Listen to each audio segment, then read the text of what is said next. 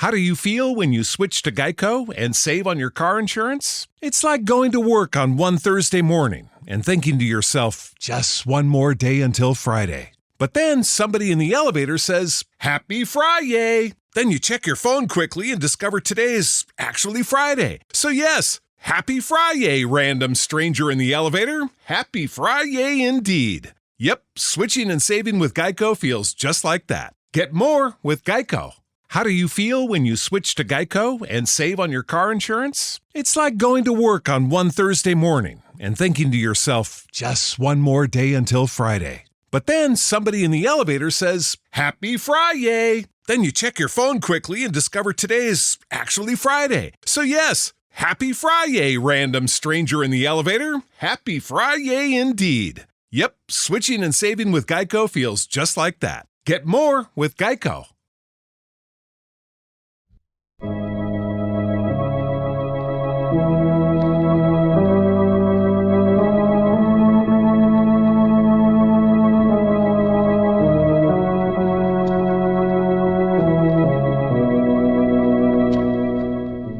Who knows what evil lurks in the hearts of men? The Shadow knows. The Shadow is on the air in a series of thrilling adventures brought to you each week by the Blue Coal Dealers of America. These dramatizations are designed to demonstrate forcibly to old and young alike that crime does not pay. The Shadow will be with you in just a moment. You've undoubtedly heard the expression, easy does it. Well, that's what you can say when you burn blue coal. For blue coal is really easy to use. It sends up quick, dependable heat the moment drafts are opened in the morning. It burns evenly and steadily with little attention on cold days. It banks perfectly in mild weather. And blue coal saves you money at all times. For when you order blue coal, you get extra home heating service, too. Free advice on how to reduce your heating expenses. So phone your friendly blue coal dealer tomorrow. He'll show you the easy way to heat your home.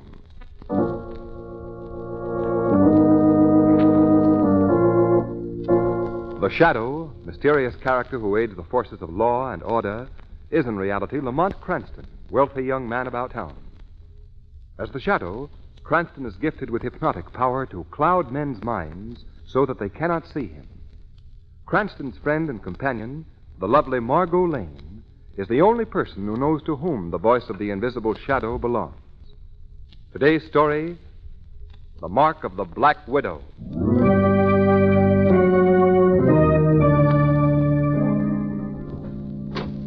Suppose we have our coffee in here in the study, Margot. Oh, I'd love to, Dr. Grant. In fact, I've been waiting for years for an excuse to see the inside of this room. Haven't you, Lamont? Yes.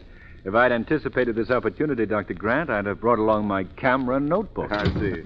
I think you have an exaggerated idea about the contents of this room. Oh, but it's fascinating. Just look around this place, Lamont. Mummy cases and statues and old stone carvings. Yes. I presume that most of these pieces are Egyptian, aren't they, Dr. Grant? Yes, that's right. I did a good deal of work in Egypt about 20 years ago. You know, excavations and that sort of thing. I should imagine that there's a fascinating story that goes with every one of these relics. Some of them have a legend, yes, Margot. About a pharaoh's curse, perhaps? Or an evil spirit? Margot's been reading too many horror stories, Doctor. No, she hasn't, Lamont. I myself have seen too many examples of strange misfortunes that have befallen the defilers of certain tombs to treat that statement lightly. Oh, really? Well, I was only kidding, you know, Doctor. Well, I personally have been exposed to one of those ancient curses.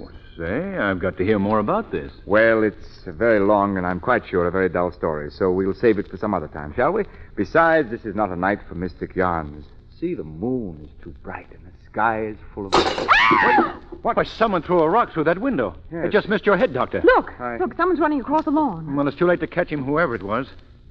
Say, there seems to be a note attached to this stone. Well... Yes. Perhaps you better read it, Doctor. Let me see it, please. Listen to this. You remember Egypt, the Pharaoh's tomb. He who was dead is returning. When the votes are cast, I remind you of our duty. The signature is the drawing of a spider. What in the world is it all about? Do you understand it, Doctor? Perfectly. He who was dead is returning. Lamont, that story I said I'd tell you some other time. Yes? I'll tell it to you now because it concerns this note I just received. Do you mind? Mind, I should say not. Well, about 20 years ago, 3 other scientists and myself, all of us young and ambitious, were working on the excavation of a tomb on the upper Egyptian Nile. One day we broke through a hidden wall and came upon a room that was almost crammed to the ceiling with rare and precious jewels. We stood in awe at the entrance to that room, our eyes dazzled by the brilliance. Taylor, Hollister, do you see what I see? Oh, It's... yes. There can't be this many precious jewels in the world. Hey, fellows, what did you find? Well, do you think that was worth digging for, Willoughby? Worth digging Can for. you... Worth digging for. Why, those jewels. Those jewels. Why, they're millions and Can you millions. imagine? Well, what do we do now? What do you mean? Do we notify the authorities and turn this over to them? Why, yes, I guess so, of course. Why? What? I'm asking why. Why should we give up this fortune? Yes, but Taylor, that's customary. It's a thing to do. Well, who would ever have to know about it? Only we 4 have the knowledge of this hidden room. Now, do we tell the authorities? Taylor, you're not serious about this? Why, if we were found out, we'd be disgraced, ruined in our profession. Wouldn't a few $1 million compensate that ruin? Taylor's right, Hollister. Of course I'm right. All we have to do is keep quiet and we're millionaires. Millionaires! Why, we could buy the world. So you see, Margot and Lamont, 3 of us did keep quiet. But Hollister talked. He told the authorities about our discovery. We were all resentful of what we thought was his disloyal treachery. We even made idle threats on his life. Yes, I was in accord with the others. My only excuse now is that I was very young.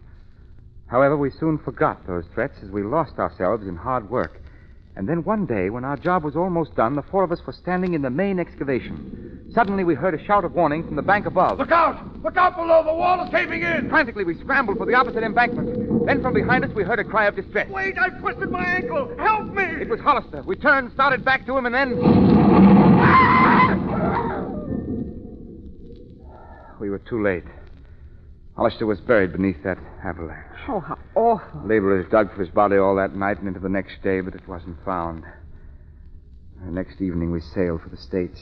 What a horrible death. No, you're wrong. You see, Hollister didn't die. What?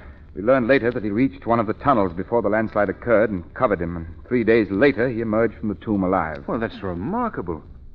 But say, that's part of the message then. He who was dead is returning. Exactly. Hollister came back to the States today. He's been in Egypt all these years. Done some remarkable work, too. What does the rest of the message mean? About doing your duty when the votes are cast. Well, you see, Hollister's name is up for membership in the American chapter of the Royal Order of Scientists. Perhaps he fears that we will blackball him because of our ancient grudge. Is it quite an honor to belong to the society? The greatest honor that can be bestowed on a scientist. Naturally, Hollister's anxious to get it. Then you think this message is from Hollister? I'm not sure. But he has nothing to fear. Neither Taylor Willoughby or myself have any ill feeling toward him. How does he feel about all of you? Oh, that's a different story. I've heard reports that he thinks that landslide was a deliberate attempt on his life, which, of course, is not true at all. Well, that explains everything in the message but the signature. Oh, you mean the drawing of the spider? Yes. Well, that drawing was on the wall of the room that was filled with jewels. The symbol of the spider is an ancient, never-failing Egyptian curse of death.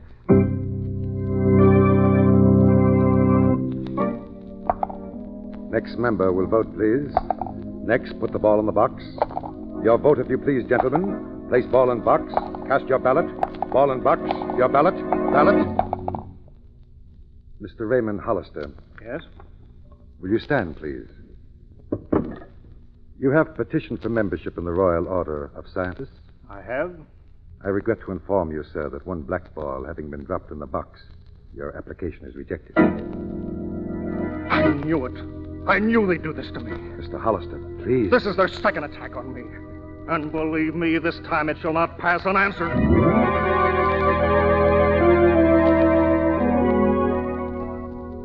Lamont, I asked you to come here tonight to help Taylor Willoughby and me find Hollister. I see, Dr. Grant. Yes, we must find him. We've got to convince him that we were not responsible for his being rejected to our membership. You say, Mr. Taylor, that Hollister disappeared the day after the voting took place? Yes, that's right. Well, isn't there any way of finding out who did blackball him, Dr. Grant? No. No way in the world, Margot. No, there isn't any. My, I'm warm. My dinner jacket seems to be a bit too much tonight. Grant, I think you should tell Mr. Cranston about Hollister's threat, too. Oh, yes, that's right, Willoughby. It seems the secretary of the club told us later that Hollister vowed vengeance against all three of us. Vengeance? Yes, that's right. Well, as he seems to have vanished so completely, I wouldn't worry too much about that. Well, frankly, I am worried about it, Mr. Cranston. Hollister's crazed brain is liable to seek complete revenge. Oh, I'm not worried on that score, Taylor. Are you, Willoughby? I say, are you, Willoughby? Oh, he's fallen asleep. Maybe it's the heat in that dinner jacket that did it. Well, I can't say that I blame him. Such a sultry night. Willoughby, come on, old man, wake up. Wait, gentlemen. The sidelights are poor. Put on that overhead light. Why? Why, what's the trouble? There you are. Willoughby. Willoughby. What's wrong with him, Lamont? Willoughby is dead.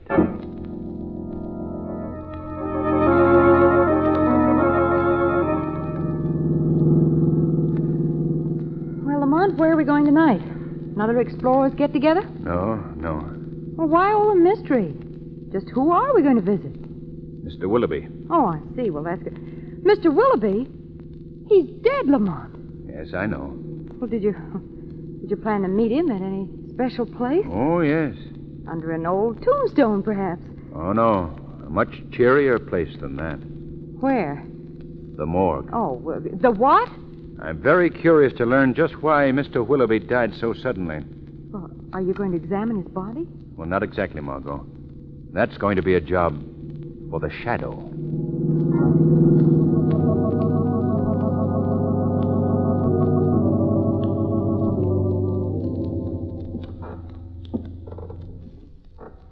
Well, you're all sleeping peacefully tonight, my pretties. Yes. I like to see that. It shows that we're all friends here. Yes, all friends. Yes.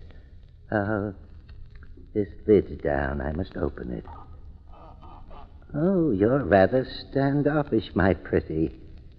Oh, no, you're not too pretty, are you? But you see, I like the lids open so that you all may become acquainted.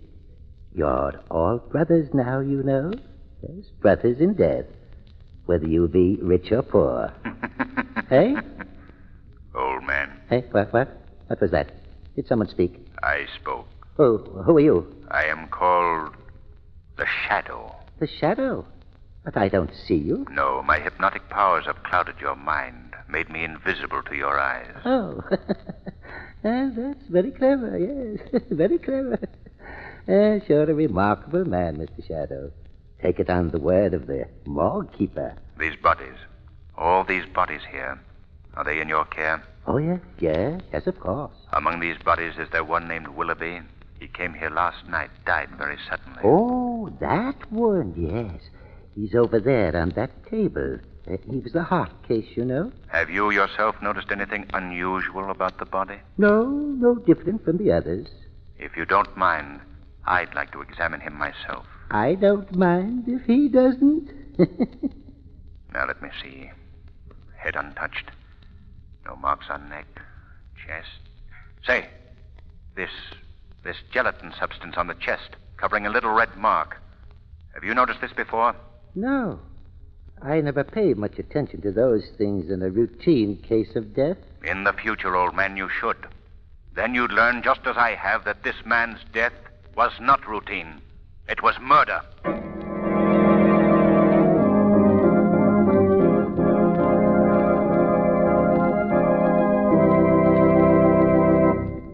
While they're setting the stage for Act Two, I have some important information for you.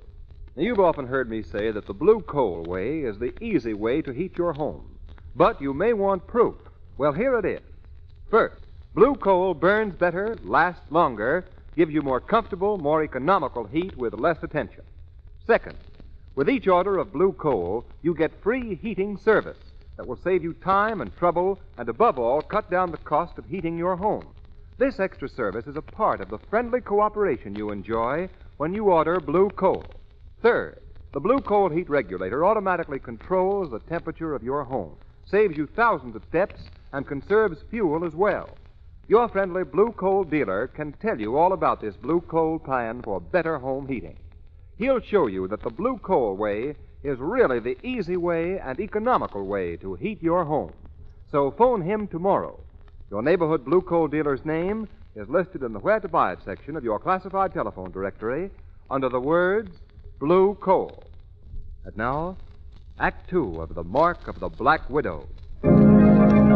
How do you feel when you switch to Geico and save on your car insurance? It's like going to work on one Thursday morning and thinking to yourself, just one more day until Friday. But then somebody in the elevator says, Happy Friday! Then you check your phone quickly and discover today's actually Friday. So yes, Happy Friday, random stranger in the elevator. Happy Friday indeed. Yep, switching and saving with Geico feels just like that. Get more with Geico.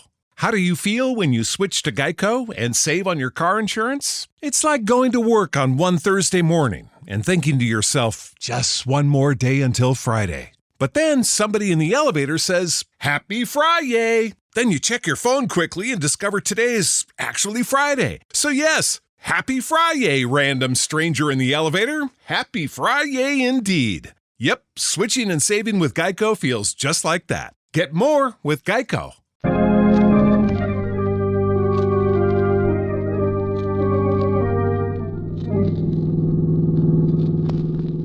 Who are we visiting now, Lamont? The morgue? No. Mr. Taylor and Dr. Grant. Live people. They may not be before we get them. What do you mean, Lamont? I just examined Willoughby's body in that undertaking parlor. And? Mr. Willoughby was murdered, Margot. Lamont, how? I don't know yet. Then Hollister did carry out his threat. Out you go, Margot. It's too early to accuse anyone right now. Well, have you notified the police, Lamont? No, I didn't think it advisable yet. What makes you believe that Mr. Willoughby was murdered? A red mark that I discovered on his chest. A red mark that was covered with a gelatin-like substance. Oh, Lamont, come in. I left the door open. Oh, Miss Lane, I didn't realize that you'd come along. You must pardon my appearance, Oh, please. it's all right, Doctor. I've seen men in their shirt sleeves before. Come into the study. Taylor's here. I called him. Come along, Margot. All right. Oh, good evening, Mr. Cranston. Oh, you too, Miss Lane. I Good evening, Mr. apologize once more for my appearance, Miss Lane. It was so warm Oh, that... think nothing of it, Doctor. I have a dressing gown around here someplace. Knowing the doctor as I do, Miss Lane, he won't feel easy until he's properly attired. Here's your dressing gown, Doctor. Oh, thank you. Thank you, Taylor. There we are now. What is all this about, Lamont? Well, Dr. Grant, first of all, I've just learned that your associate, Mr. Willoughby, was murdered. Murdered? Hollister's making good his threat. It's too early to accuse anyone yet, Mr. Taylor. Our main concern now is to save both of you from meeting Willoughby's fate. Well, is there really any danger? Yes, I'm sure there is. But, Lamont, how do you... Dr. Grant. Quick, catch him. He's falling. Here, Dr. Grant. Margot, get that chair over here. Dr. Grant. He's dead. Oh, no. Oh, this is too much. I'm the last one left. I'm going for the police. Come back here, Taylor. No, I'm going to protect myself. Oh, that was a silly thing for... Margot, come here. Yes? Look here. Do you see this red mark on the doctor's chest? Yes. The yes. same gelatin substance, the same I found on Willoughby. But this time I recognize the mark. What is it? It's the bite of a poisonous insect. And unless I miss my guess, that insect is a spider, the ancient Egyptian symbol of death.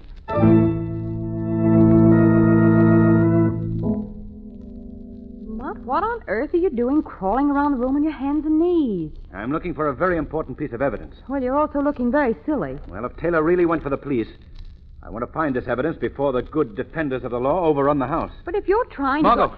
please stand right where you are. Why? Don't What... move. My evidence is on your shoe top. Oh, what is it? If I'm not mistaken, it's a deadly, poisonous black widow spider. Oh, Lamont. Steady now. There. I've knocked him off your shoe top. Get me that ashtray, quick. Here you are. I want to catch it alive.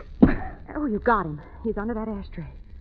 Oh, he's huge, isn't he? One of the biggest of the species. Margot, will you answer the phone, please? Yes, surely. Hello? Hello. Is Mr. Cranston there? Yes? Who is this, please? This is Mr. Taylor's valet. Would you ask Mr. Cranston if he could come to Mr. Taylor's home at once? Yes. What's the trouble? Mr. Taylor has just been shot.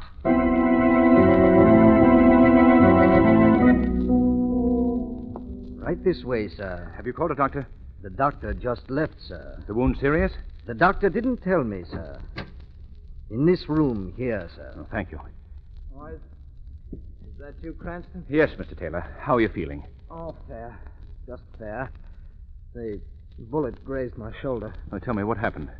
Well, I really don't know. I thought that you left us to go to the police. Yes, that was my intention, but when I left Dr. Grant's house, I saw someone lurking in a doorway across the street, and I became panicky and came right here to my study, intending to call the police from here. I see. And then what happened? Well, when I picked up the phone, something or someone was moving behind that curtain. I replaced the phone, and then the shot was fired. That's all I remember. I see. You didn't actually see your assailant? No, but it was Hollister. I know it was. Who else would make an attempt on my life? May I see the wound, please? Well, the doctor said I shouldn't be disturbed. Oh, is this the coat you were wearing? Yes. You can see yourself where the bullet penetrated. The gun must have been fired at very close range, Mr. Taylor. The powder burns indicate that the gun was within a foot of your shoulder when it was fired. Yes, it was close. But I thought that you said that you were fired on from those curtains. They're all of 15 feet from the phone. Well, see here, Cranston, are you doubting my story? No, not at all, Mr. Taylor. I'm just trying to get the facts straight. Well, perhaps you'd better come back tomorrow morning. I can think more clearly then. Yes, that'll give you more time. What do you mean? Oh, nothing, Mr. Taylor. Not a thing. Good night.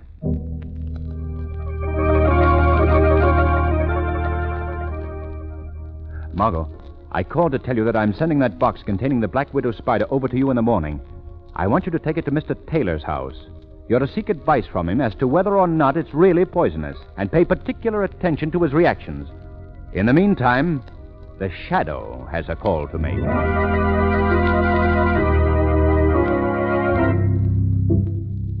You say that you found this spider in Dr. Grant's study, Miss Lane? Yes, that's right. Well, why have you brought it to me? Well, Mr. Cranston thought that you were an authority on such things and could tell us if the insect is really poisonous. Oh, this was Mr. Cranston's idea, Yes. Well, my laboratory is downstairs. Would you care to come down while I make the examination? Why, yes, thank you. This way, please. Would you mind opening that door, Miss Lane? My shoulder, you know. Oh, yes. How is your shoulder? Is the wound healing? Oh, yes, very nicely. You first, Miss Lane. All right. Is there a light? Yes, right on the wall. Oh. There we are.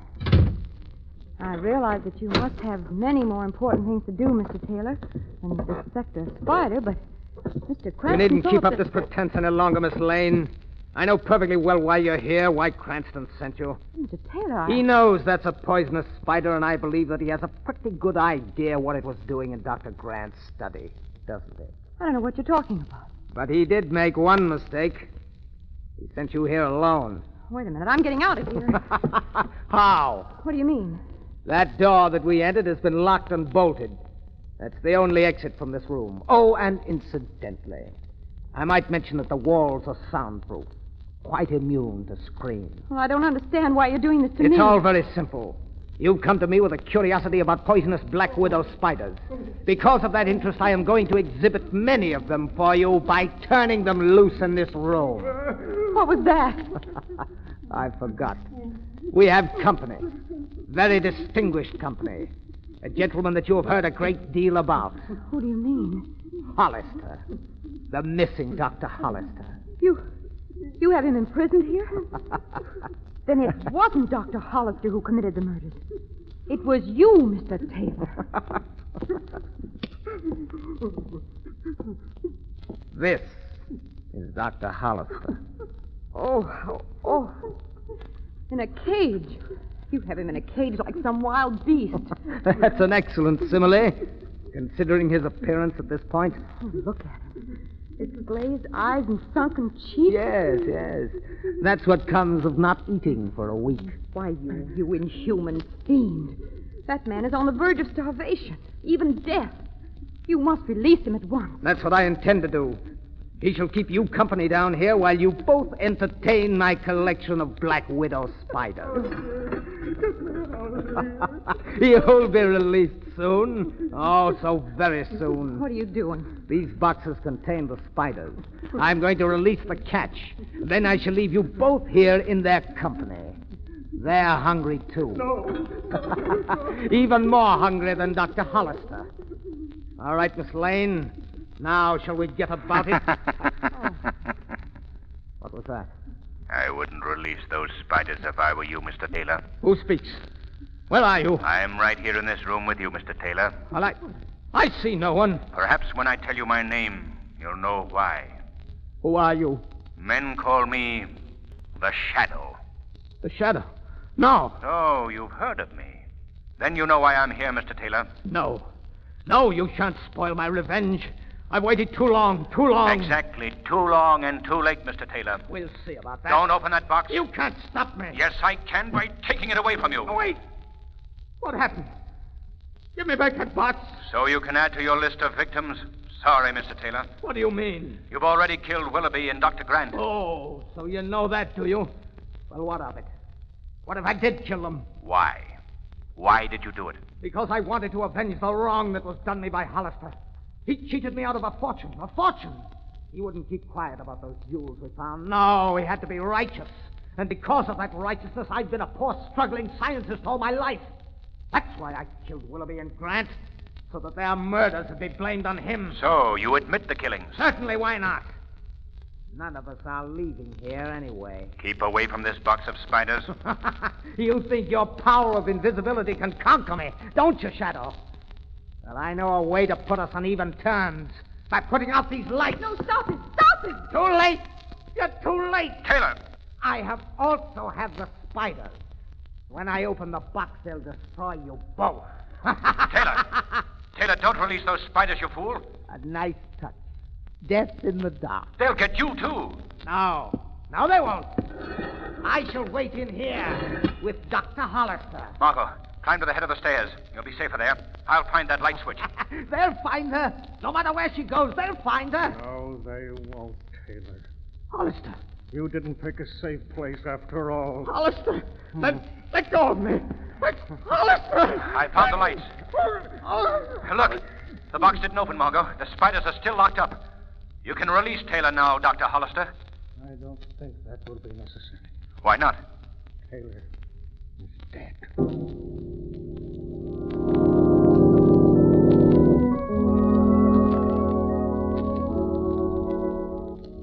So you see, Margot, when I explained the whole case to Commissioner Weston, he agreed that Taylor's death should be listed as accidental. And how is Dr. Hollister? Oh, he'll be all right in a week or so. Lamont, how did Taylor ever get the spider to bite Willoughby and Dr. Grant?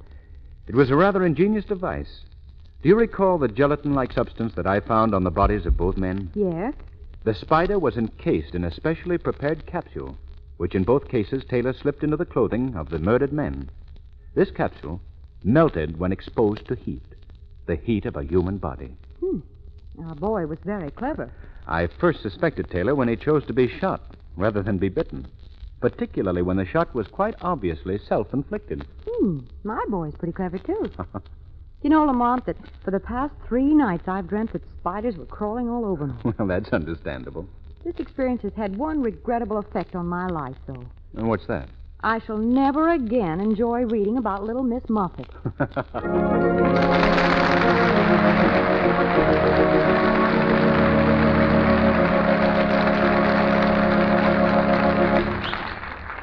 And now, here's our philosophical friend, John Barclay, America's home heating expert. Mr. Barclay. Thank you, Ken Roberts, and good evening, friends. The other day, a friend of mine said that a woman's place is in the home. Well, that may or may not be true. But I can tell you this. Any woman will enjoy her home a great deal more if she can be sure that it'll be warm and comfortably heated without a lot of fuss and bother on her part. Now, here's my recommendation to all you women folk who've been having trouble with cold rooms and drafts on the floors or radiators that won't heat.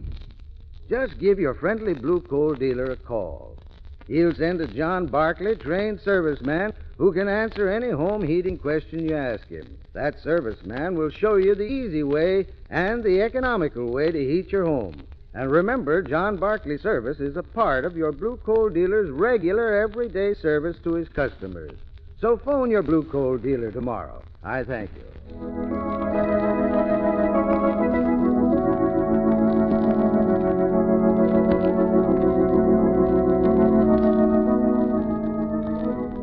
Today's program is based on a story copyrighted by the Shadow magazine.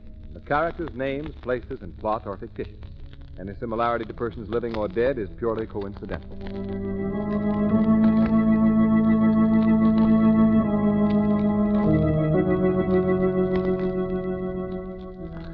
The weed of crime bears bitter fruit.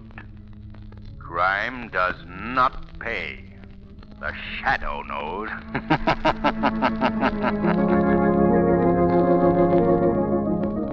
Next week, same time, same station, the Blue Coal Dealers of America bring you one of the most thrilling adventures the Shadow has ever encountered. So be sure to listen, and be sure to phone your friendly Blue Coal dealer for greater heating comfort at less cost. This is Ken Roberts saying keep the home fires burning with Blue Coal. How do you feel when you switch to Geico and save on your car insurance? It's like going to work on one Thursday morning and thinking to yourself, just one more day until Friday. But then somebody in the elevator says, Happy Friday! Then you check your phone quickly and discover today is actually Friday. So yes, Happy Friday, random stranger in the elevator. Happy Friday indeed. Yep, switching and saving with Geico feels just like that. Get more with Geico. How do you feel when you switch to Geico and save on your car insurance? It's like going to work on one Thursday morning and thinking to yourself, just one more day until Friday. But then somebody in the elevator says, Happy Friday! Then you check your phone quickly and discover today is actually Friday. So yes, Happy Friday, random stranger in the elevator. Happy Friday indeed. Yep, switching and saving with Geico feels just like that. Get more with Geico.